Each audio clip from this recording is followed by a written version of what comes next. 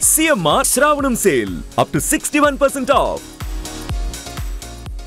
కానీ ఇప్పుడు మీ సినిమా వాళ్ళకి మిగతా పార్టీలలో విలువీయరు, ఒక చీమను చూసినట్టు ఈగను చూసినట్టు చూస్తారు అని బాధపడే కన్నా ఇప్పుడు మీ సినిమా ఇండస్ట్రీ నుంచే పవన్ కళ్యాణ్ గారు జనసేన పార్టీ పెట్టారు, ఆయన్ని అనరాని మాటలు అన్నారు, మామూలుగా కాదు 2 చాట్ల పోటీ చేస్తే 1 చాట కూడా గెలవలేదు. అలాంటి వాడు ఈ రోజు 21 సీట్లు పోటీ చేస్తే 21 గెలిచి తనేంటో ప్రూవ్ చేసుకున్నారు. అలాంటి సినిమా ఇండస్ట్రీ నుంచి వచ్చిన ఆయనకి సినిమా వాళ్ళ విలువ, వాళ్ళ వాల్యూ ఇవన్నీ తెలుస్తాయి కదా. మీరు అలాంటి పార్టీలో చేరి ఆయన పక్కన సర్వీస్ అలా కాదు రోషను, నేను అది చూశాను కదా. నాకు బేసిక్ సర్వీస్ ఇవ్వడం కోసం తప్ప నాకైతే రాజకీయం అక్కర్లేదు. చెప్పాను కదా, నేను కొంచెమే చేస్తున్నాను, ఇంకా పెద్దగా చేయాలి అని అంటే పొలిటికల్ సపోర్ట్ ఉంటే. ఇప్పుడు పవన్ కళ్యాణ్ గారి గురించి మాట్లాడుకుందాం. తనకు ఒక ఇంటెన్షన్ ఉంది లోపల, కరెక్ట్గా ప్రజెంట్ చేయలేకపోవచ్చు ఫస్ట్ కానీ ఏదో చేయాలనే తపన ఉంది తనకి. ఆ తపనలో 15 years ట్రావెలింగ్. అసలు ఆయనకున్న హోదాకి స్టార్డమ్కి ఎవడు పడతాడు అన్ని మాట మామూలుగానే కాదు. ఎన్నో టైమ్స్ నేను చెప్పనా, సరే వైఎస్ఆర్సీపీ నేను ఒకటే అన్నాను, 10 మందిని చేసుకొనియండి, 20 మందిని చేసుకొనియండి పెళ్ళి, అది ఆయన వ్యక్తిగతం, అది తన పర్సనల్లో. అవును, మనం మాట్లాడాల్సిన అవసరం లేదు. బయట కనబడేది ఏది నిజం కాదు. అవతలకి ఎన్ని లింకులు ఉన్నాయో ఏమున్నాయి, కానీ అది మాట్లాడమే తప్పు. అది చాలా మైనస్ అవుద్ది పార్టీకి అనేదాన్ని నేను. ఎన్టీఆర్ గారు ఎప్పుడో ఎన్టీఆర్ గారు గొయ్యి తీసేశారు, చంద్రబాబు నాయుడు గారు ఆయన వెన్నుపోటు పొడిస్తారని. ఎప్పుడు అది ఏ జనరేషను? 40 సంవత్సరాల క్రితం. అంటే జనరేషన్ మారిందిగా, మారుతుందిగా, ఇంకా మళ్ళీ అదే మాట్లాడతారు వాళ్ళందరూ. అది తప్పు. అప్పుడు ఏమి జరిగిందనేది అప్పుడు మాట్లాడేశారు, విన్నారు జనం, అయిపోయింది.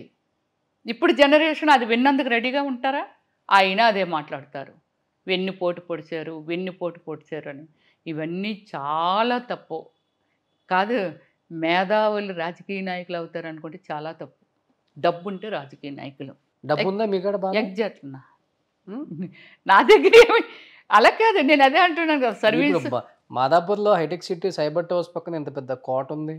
కోట కాదు, ఇది ఏమిటంటే నిర్మించుకున్నాను, కష్టపడ్డాను. ఏదో అంటారు కదా, ఏమిటి అది, ఇటుక పేర్చి అలా చెప్తారు కదా. సో అలాగేమిటంటే నా పద్ధతిలో ఇది ఒక్కసారి వచ్చింది కాదు కదా. 400 movies అబౌవ్. ఇప్పుడు అప్పుడు సంపాదించింది ఇప్పుడు 1000 కోట్లలో ఉంటుంది. 1000 కోట్లు అప్పుడేమి ఇచ్చేవాళ్ళు రోషను? అప్పుడేమి పెద్దగా ఏమి ఇవ్వలేదు, ఎక్కువ ఇచ్చేవాళ్ళు కాదు. కాకపోతే ఎవ్వరూ నాకు ఎగ్గొట్టలేదు. నా పద్ధతి ఏమిటి తెలుసా? నువ్వు సినిమాలో నేను కూలి పని చేస్తున్నాను, మీరు ఏది చెప్తే అది చేస్తాను, నా రెమ్యునరేషన్ పర్ఫెక్ట్గా ఇచ్చేసేయాలి అని. అలాగా కాదు, అప్పుడేమి ఇచ్చారు ఏంటంటే మీకు ఒక ఐటమ్ సాంగ్ చేస్తే ఎంత ఇస్తారు? అప్పుడా లేకపోతే ఎప్పుడు ఏమి ఇస్తారు? 4 lakh, 3 lakh, 5 lakh అంతే. ఒక ఐటమ్ సాంగ్ చేస్తే అప్పుడులో అంతే. ఎక్కడ విన్నా నేను 10 లక్షల దాకా ఇస్తారని. ఒక్క సినిమాకి. ఓకే, అన్ని సినిమాలు బడ్జెట్ని బట్టి. మళ్ళీ ఇది గుర్తు పెట్టుకో, ఇప్పుడైనా అంతే. అప్పుడు గజం ఎంత? ఇక్కడ నేను కొన్నప్పుడైతే 4000. ఇప్పుడు 1000 గజాలు కొనాలంటే ఎంత?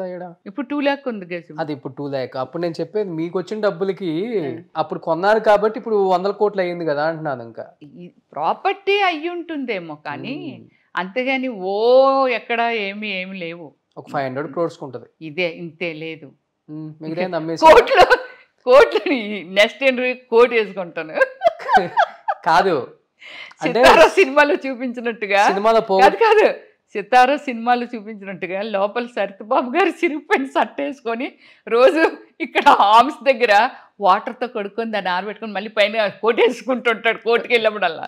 అలాగే సినిమాలో సంపాదించిన సినిమాలో పోగొట్టుకుంటారు అన్నట్టు మీరు కూడా ఏమైనా పోగొట్టుకున్నారా సంపాదించి? నేనేమి అంటే పోగొట్టుకోవడం ఏమి లేదండి. చెప్పాను కదా, ఓన్లీ ఓ మళ్ళీ సినిమా తీశాను చాలా నీట్గా. దానిలో నాకు ప్రపంచవ్యాప్తంగా అండి, ప్యారిస్లో పెద్ద స్ట్రీట్లో నా సినిమాను ఓమల్లి సినిమా పెట్టుకొని, ఏది మన దీనిలో వస్తుంది కదా యూట్యూబ్లో, దాన్ని వచ్చి పెద్ద స్క్రీన్ కలెక్ట్ చేసుకొని ఆ సినిమా పెట్టుకొని చూసుకున్నారు అంటే మీరు ఆలోచించండి.